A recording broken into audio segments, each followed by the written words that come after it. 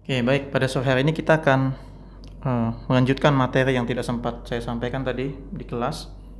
Bisa kalian pelajari juga di rumah ini.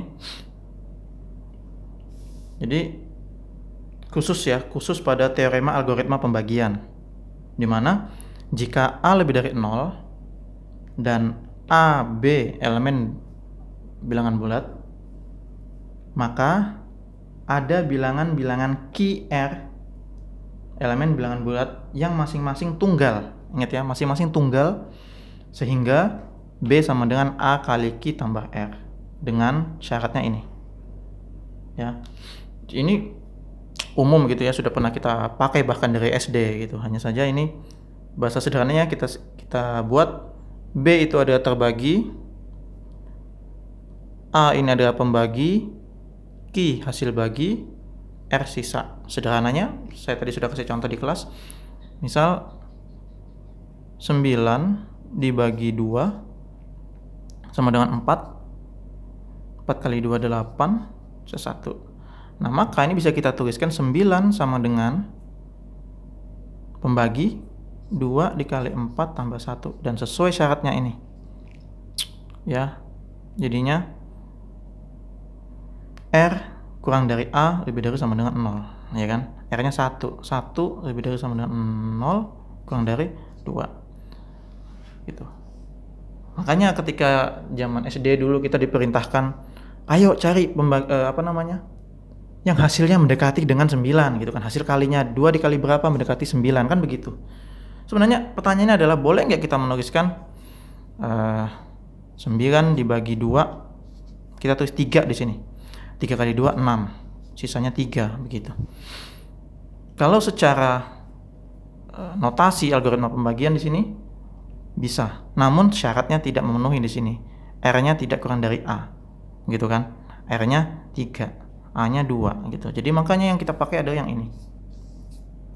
Nah, lebih lanjut dari algoritma ini, kita bisa menentukan FPB. Saya tadi sudah bahas juga di kelas, bahwasannya FPB yang akan kita bahas untuk algoritma pembagian, dengan menggunakan algoritma pembagian ini, itu 2 bilangan gitu ya. Jadi FPB dari A dan B, begitu. Tidak seperti cara-cara faktorisasi prima yang bisa menggunakan 3 bilangan atau 4 dan seterusnya gitu ya, atau menggunakan cara sengkedan gitu ya, trik-trik saat menjelang UN gitu, cara sengkedan. Nah, ini untuk algoritma pembagian hanya 2 bilangan yang kita pakai di sini yang bisa kita gunakan. Namun keunggulannya adalah kita bisa menggunakan bilangan yang sangat besar gitu. Contoh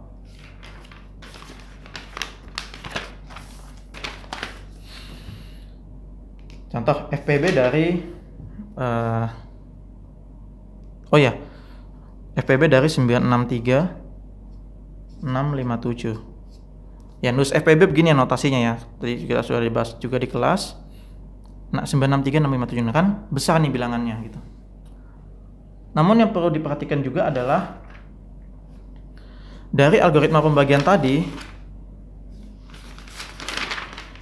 kita bisa dapatkan ya,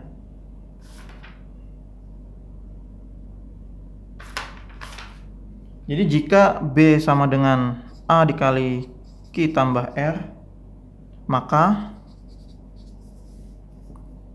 FPB dari BA sama dengan AR. Itu ya, itu akibat dari teorema 2.2.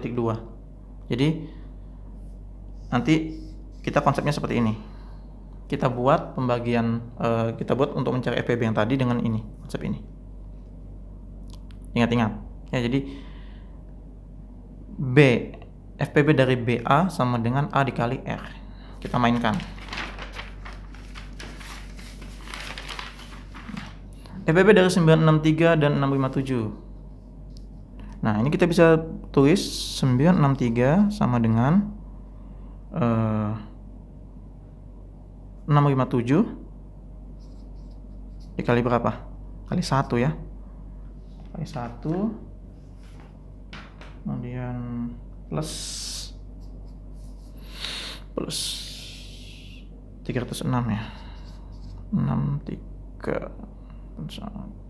306 ya. Sehingga ini kita bisa dapatkan B, ini A, ini Q, ini R. Maka FEB dari 963 dan 657 bisa kita nyatakan sebagai FEB dari 657 dan 306. AR gitu kan? AR. Kita jadiin sederhana lagi. Pokoknya dari yang tinggi ini, bilangan yang tinggi ini kita jadiin sederhana lagi. Kita analogikan ini sebagai sederhananya ya, saya bilang. Kita analogikan. Jadi ini kita analogikan, ini B, ini A. Maka dibentuk lagi tuh menjadi seperti ini.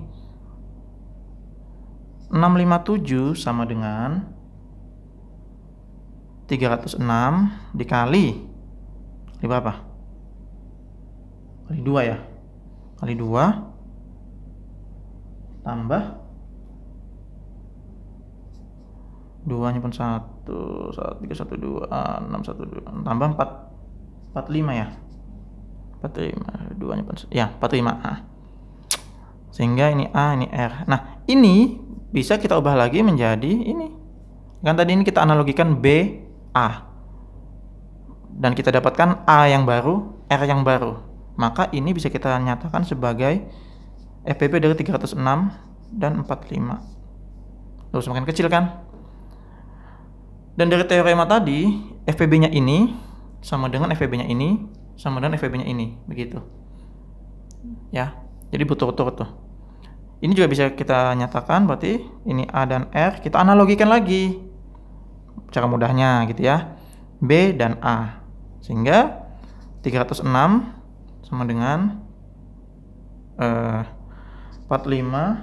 dikali 45 kali 8, 45 kali 6, 45 kali 6 ya, 5 kali 6, 3, 2, 4, 2, 7 ya, 270 tambah 36. Kita dapatkan A dan R lagi, berarti bisa kita nyatakan sebagai FPB dari 45 dan 36. Lagi 45 sama dengan 36 kali 1 tambah 9. Kita dapatkan A dan R yang baru, sehingga bisa kita nyatakan sebagai FPB dari 36 dan 9. Berapakah FPB dari 36 dan 9? 9. Sehingga FPB dari 963 dan 657 adalah 9. Sesimpel itu. Kuncinya adalah kita harus paham algoritma pembagian tadi, B sama dengan A dikali Q tambah R. Dengan syarat tadi R kurang dari A dan lebih dari sama dengan 0. Serta kita harus paham ini. Jadi sederhananya gini, bahasa sederhananya. FPB dari bilangan yang besar sama dengan FPB dari bilangan yang lebih kecil. Lebih kecil lagi, lebih kecil lagi, lebih kecil lagi. Nah, itu sama nilai FPB-nya. Begitu, ya. Paham ya? Oke, sekarang kita lanjut ke materi FPB yang cara lain, yakni dengan pembagian saya bilang pembagian bersusun ya, atau pembagian berulang gitu. Dan ternyata konsepnya sama seperti ini tadi ya. Contoh 963 dibagi, nah kan gini ya, ini pembagi, ini hasil bagi. 963 dibagi 657 gitu. Sebenarnya sama caranya tadi. 963 dibagi 657 kan sama aja, hasilnya ini kan, hasilnya 1, sisanya ini ya. Jadi hasilnya 1 kali 657 dikurangi kan dapat sisanya 306. Lalu nah 306 ini sebagai pembagi yang baru, pembagi ya. Nah, pakai yang mana? Pakai yang terbaginya pakai yang mana? Pakai yang 657. Nah, di sini. Kan mirip nih. 657 306. Mirip ya. Jadi 657 bagi 306 berapa tadi? 2 ya. 2 kali 306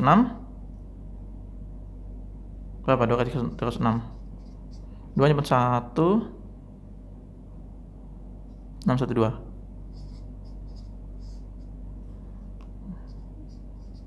Kan gitu, 45. Lalu 45 jadi pembagi lagi. Terbaginya adalah pakai yang 306. 306 bagi 45 sama dengan 6. 6 kali 45 berapa tadi? 0. 3. 270. 36. Lanjut. 45. 45 bagi 36 1. 1 kali 36 9. Ya kan? Kita lanjutkan lagi. Pakai 36. 36 bagi 9 4. 4 kali 9 36. Sampai habis. Maka FPB-nya adalah tuh sama kan? Itu ya, pembagian berulang itu sama aja kok maknanya ya. Maknanya sama aja kayak yang algoritma pembagian tadi.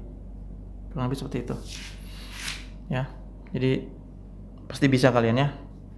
Nah, sekarang coba kalian lihat di halaman 32 itu ada soal. Coba dipelajari.